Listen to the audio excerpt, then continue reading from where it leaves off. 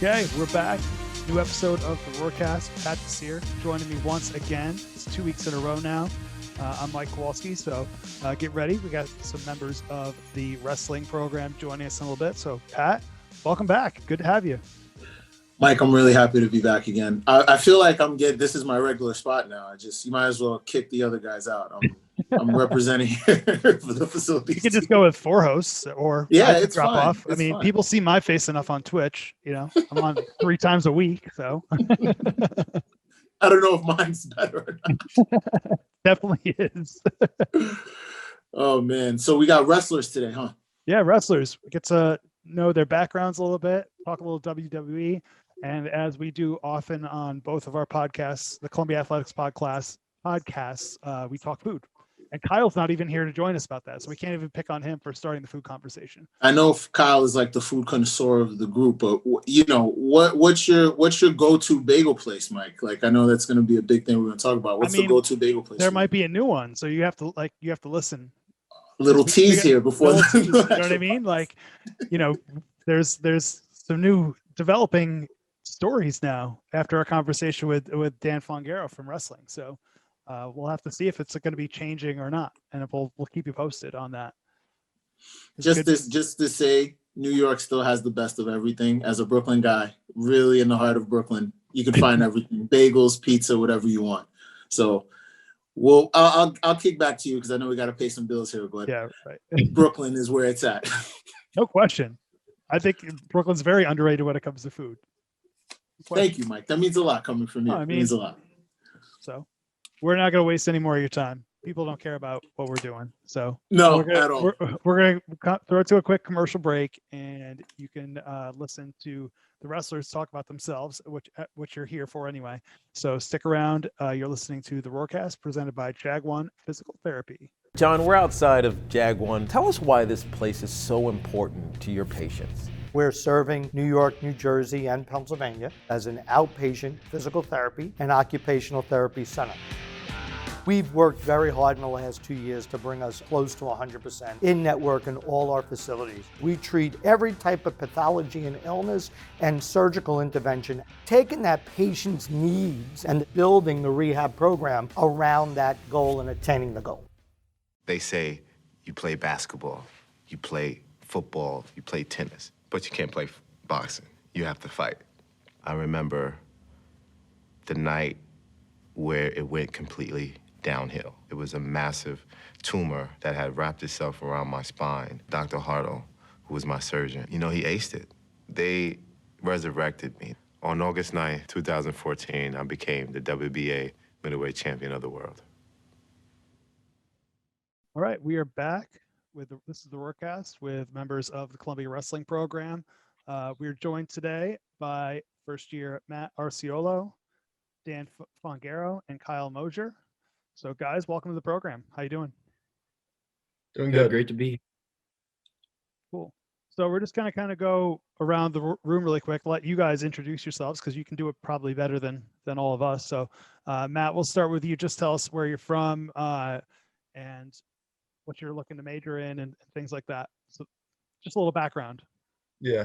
So I grew up in Pennsylvania. I'm originally from Bethlehem, Pennsylvania, and I went to Bethlehem Catholic, and I'm a freshman here, obviously, and my major is computer science.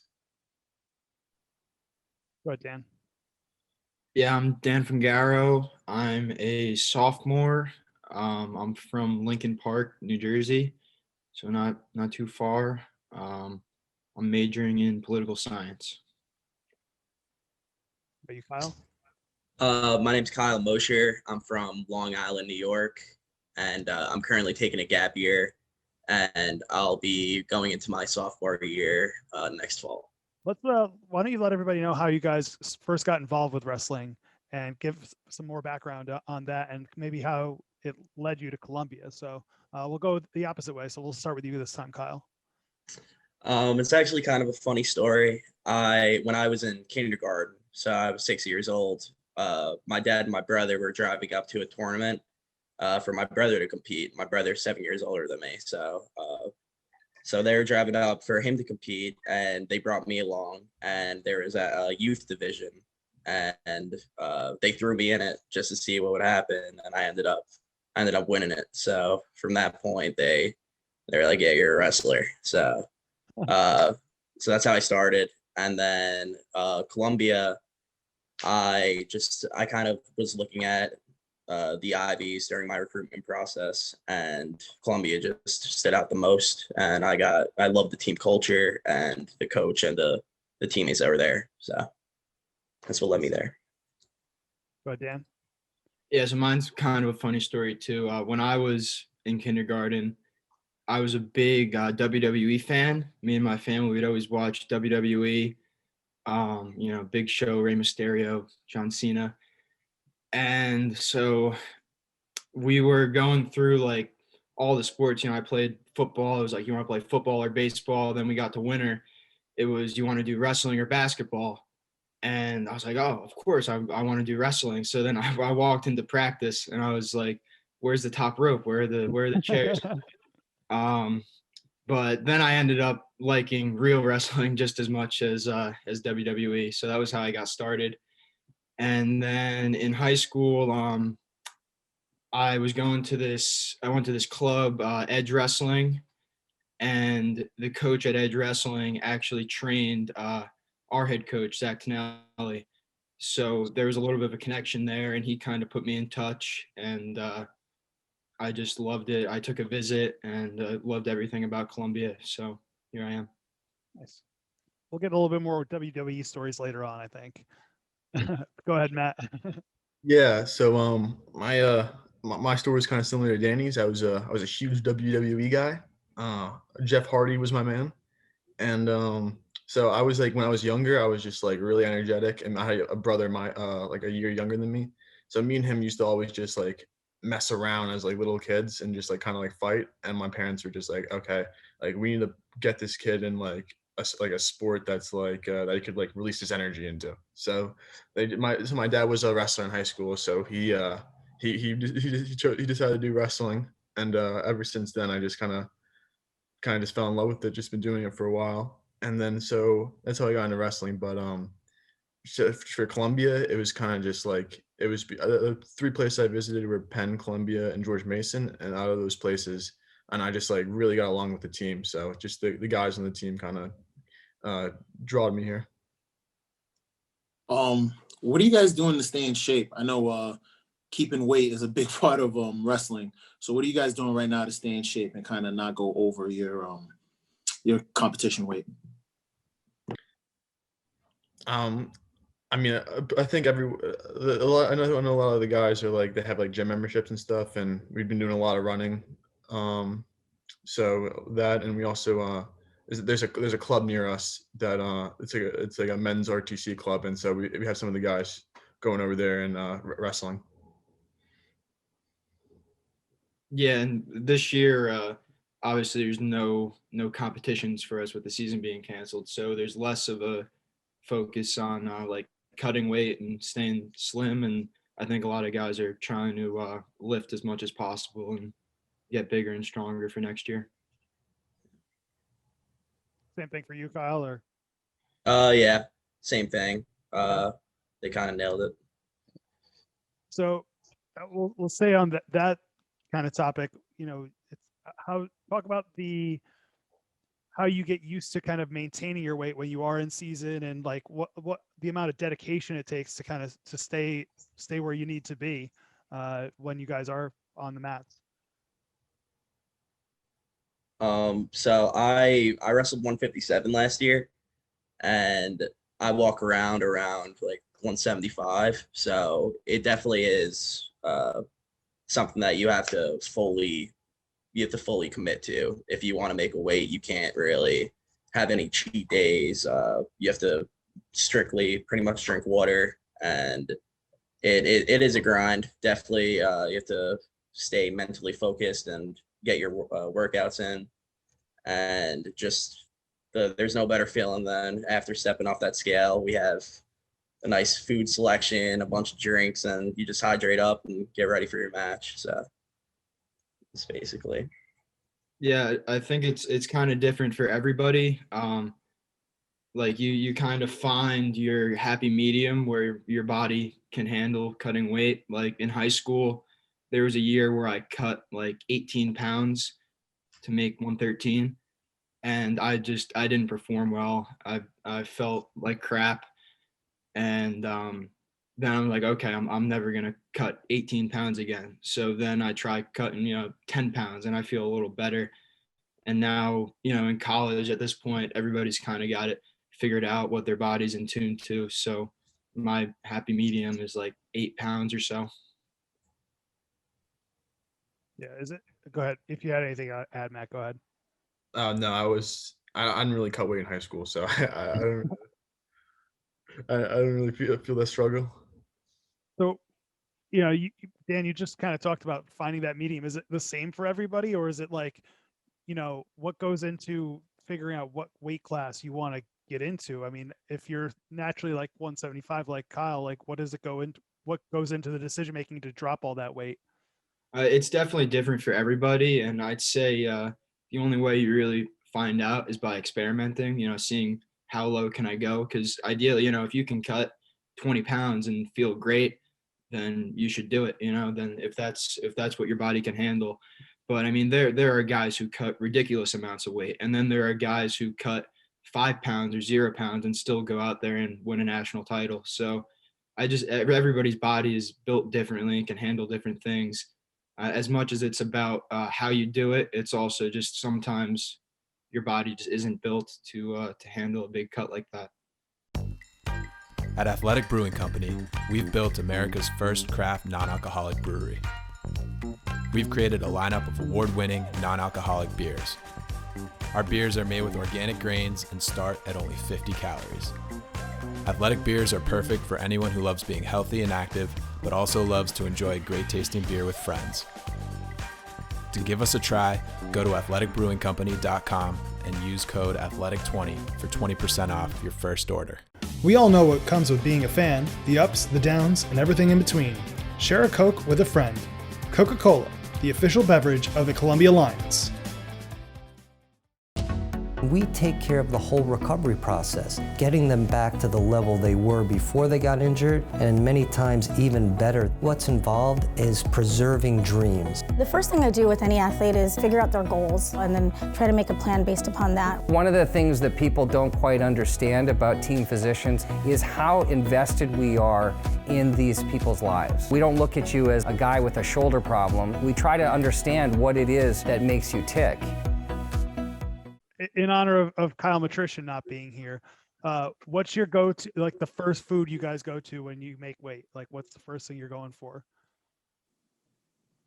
I'm usually going for the fruit. We have a huge fruit platter and usually get some fruit in there, and then a nice sandwich if we have. And then the biggest thing for me is I'm always missing like the Gatorades and the water. So I always before we get on the bus for a dual meet or tournament, I always go to store and stock up on some waters and some drinks to have after weigh-in. So that's usually my go-to. Go ahead, Matt. Yeah, I usually I like to eat big, so I usually get like a cheesesteak and like I don't know. I like get some energy in me, a cheesesteak. And when I was younger, I had a bad habit of having a Dr. Pepper after weigh-ins, but that wasn't a good strategy after a while. So just a lot of water and Pedialyte. Pedialyte's a lifesaver. Pedialyte's huge. Yeah, no, in high school, my first go-to is definitely the M&Ms and the chocolate. But then you get to college, and now the food we have after weigh-ins, we don't have any cheesesteaks or M&Ms laying around. It's all fruit and yogurt and granola bars. So I tend to go for the granola bars first, and some of them taste pretty good. Nice. The wrestling coaching staff is one of the better ones that we have here at Columbia. Zach, Kyle, and Joe Nord. Talk to us about what they've been doing with you guys during the pandemic to stay in contact with you guys, checking in, and also I guess I'll ask this: who you guys still think winning a wrestling match between Joe, Kyle, or Zach? Who would be the winner between the three of them? Yeah, so we as far as staying in contact with them, like we're rolling around on our own with guys on the team, but sometimes we'll take videos of ourselves wrestling or text them, and you see what they see when you're wrestling and what they think you should be working on. So it's not as effective obviously as if they were there hands on, but it still gets the job done. And who wins in a match? That's a tough one. Tough. I mean, if Zach was a heavyweight, I'd probably go with Zach, but that's a lot of weight to make up. I'm gonna have to go with Massey on that. Yeah. Yeah. I mean, Nord put up a fight, but I think Nord. He's in the best shape. He's in the best shape. I say Nord. Massey is coming off an injury too. So I don't know. Nord is a specimen. He is strong. He has an unlimited gas tank. So, if the match went triple overtime, Nord might have the upper hand there. I like how we've broken this down. Is this what you wanted to get out of the answer? It is. Matt, who do you think, Matt? You're being quiet over here. Who do you think? I don't know. I just think Tonelli's just too physical of a specimen for Massey. He's too physical for him. This is definitely going to get back to them, guys. We're just having fun. we are. And the second thing is, so I work a lot of, I'm director of facility, so I work a lot of wrestling matches. And in our gym, the Blue Gym, it's an intimate setting, and I hear people screaming "two" all the time, losing their minds. You guys kind of want to explain that and like the culture of being at a wrestling match, because it's like a very unique experience. Yeah, so like there's always a lot of like questionable call, like scrambles, I would say. Like if you get on like a single leg or something, and then it's like everyone's waiting for like the ref to go two to like to declare the takedown. So you see like when parents in like a tight scramble, they're like really passionate about it, so they're just screaming two, it's two, trying to like convince the ref to give them two. So that's what you hear. Yeah, and wrestling, it's such a sport of like millimeters and tiny little movements. So there's always a lot of heated disagreements on what's two, what's not two, who got what points. So it gets really heated. But yeah, I love the environment of Blue Gym with everybody walking around up top and the people in the fitness center watching and everything. It's always a good time. Walk us through, some of the more memorable matches last year. I know you guys had at least one walk-off win. Was it 2 in a row, or was it just the one against American? But walk us through some of those big matches and how you guys were able to get those dramatic wins for the guys that were on the team last year. That was a crazy match. I'll never forget that. So pretty much we were up. We were down by, I think we were down by 5 points going into the last match. And in wrestling, scoring is pretty much 3 points for a decision. So that's just winning a match. You get 4 points by beating your opponent by more than 8 points. Like, this is team score I'm talking about. So there's individual matches, add up for the team score.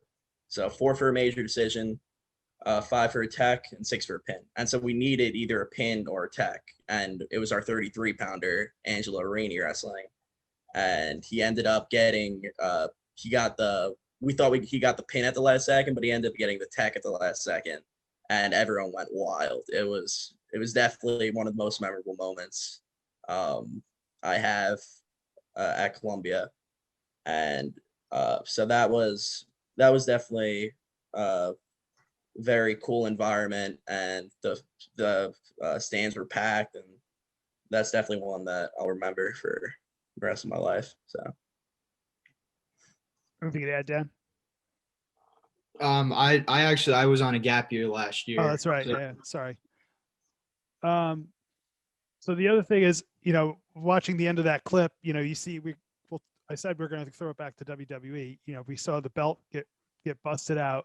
So talk about the origin of that, and is that like a unique to Columbia thing, or a lot of programs doing that now? So with the belt, that was I think it was like towards the middle of the season. Tonelli, he busted it out and he was like, "This is the pin belt," and pretty much anyone who got a pin in their match, they got the belt on them when they walked off the mat, and they could wear it until the next. So if you were like the last match and you got a pin, you get the belt until the next tournament or the next duel. So you put it like on your locker, or so it was kind of like a bragging right, kind of just it was kind of more of a, I guess, an incentive to get the pin. So it was a cool little thing that I don't think it's like I guess every team has like their own thing. Like some teams, when they get a pin, there's like a gong that they'll ring, but it's just something that we did that was very fun, and it was always nice getting that belt. So We just had the Royal Rumble recently too. Did you guys watch that? What did you guys think? You still involved in or watch WWE? Not as much. I think it took kind of a downhill after the legends. The legends are out of the game, but I did see the clip. I think it was a rapper. I think it was Little Baby, something like that. Oh, He Spanish got rapper, right? slammed. Was that? Spanish rapper? What's his name? The Bunny? Bad Bunny. Bad Bunny. Yeah. Yeah. Pat watched. You were watching. I snuck it in with the wife wasn't around. I am a little bit of a wrestling fan, so I guess we'll go around and see who's everyone's favorite wrestler. I like The Rock personally, my all-time favorite, but let's hear what some of you guys come up with as your favorite wrestler. Triple H was the man back in the day. Triple H was the man with the water spray. He used to spray the water all over the crowd. That got everyone hyped. I like Triple H. I'm gonna take Rey Mysterio. I just love what that dude would do. He'd go out there with his mask on, hit the 619, swinging on the ropes. I remember the one match he took on the Big Show, which was great because it was he's like the littlest guy in WWE versus the biggest guy in WWE, and Ray pulled it out. So props to him. I didn't watch much wrestling, but the ones that I did was with my brother, and he was a big fan of The Undertaker. So I'll go with him for my brother. Wow. Yeah, you said The Rock, right? Yeah. All about the mic, man. No substance, just talking trash. I would go with Bret Hart. I'm going to date myself a little bit. Oh. That was one of my favorite guys. Definitely did the finger. What was it? His finishing move? The sharpshooter. The sharpshooter on my brother a few times. Last question for me. I know Columbia has a rich history. It's the first wrestling program in the country. Talk to us about the guys who've been here. Talk to us about your interaction with some of the alums. I know Care Berry's involved and, the Berry brothers, but talk to us about some of the interactions you have with some of the alums, past, present, future, and how they've impacted you guys and, kind of led you guys along here to Columbia and helped you guys on your time here during your time. I would say is we have this one practice. I think it's a year. It's like an outdoor practice, and it's during the homecoming game for football, and we do our practice out on I guess I forget what field it is, but we do it out on a field and like next to the football, and we have there's after the practice there's like a little barbecue, little tailgate for the game. And that's when I really met a lot of the alums and had some really good conversations, and they gave me some good advice, and it's very, very nice to have. It's very close, very small, very close culture. I'm trying to say, you can talk to anyone and anyone will help you out. So definitely something nice to have at Columbia. Yeah, it's got to be helpful, for you when you're competing, and helps you probably with connections trying to get jobs and everything too. Has that been your experience? Like, have you guys looked into internships and things like that? Have they been helpful in that regard?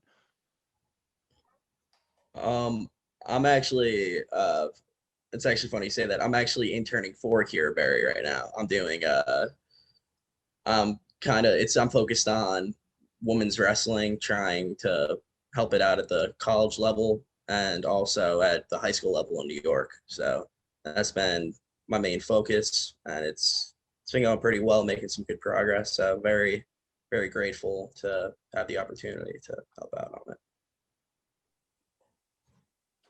Yeah, I know some guys that graduated recently work for Dave Barry's company, Iron State, and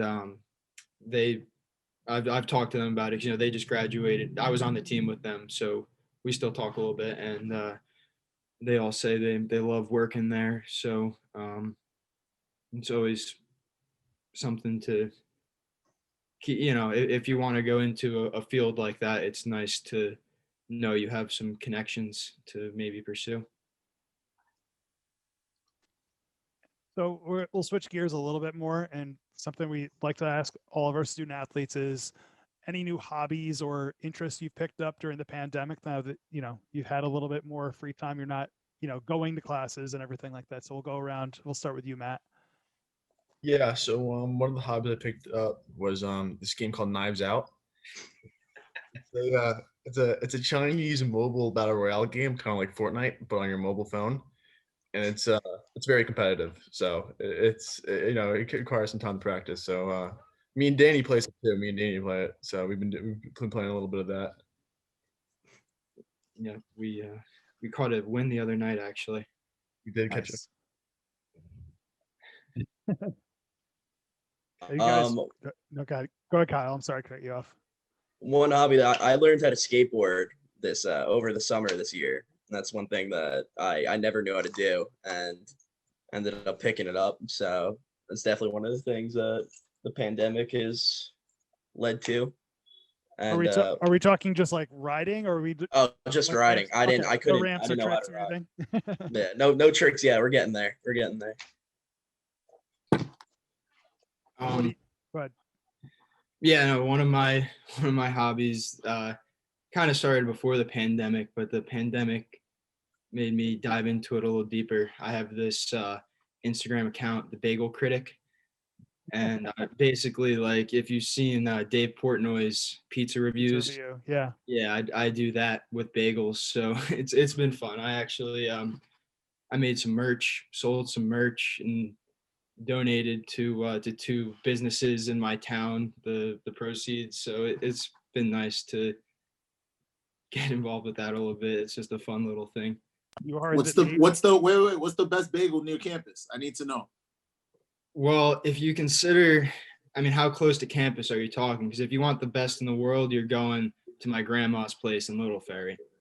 So that's like 5 minutes from my house. That's amazing. Ben's Bagel Barn, you got to try it. All right, I'm going this weekend.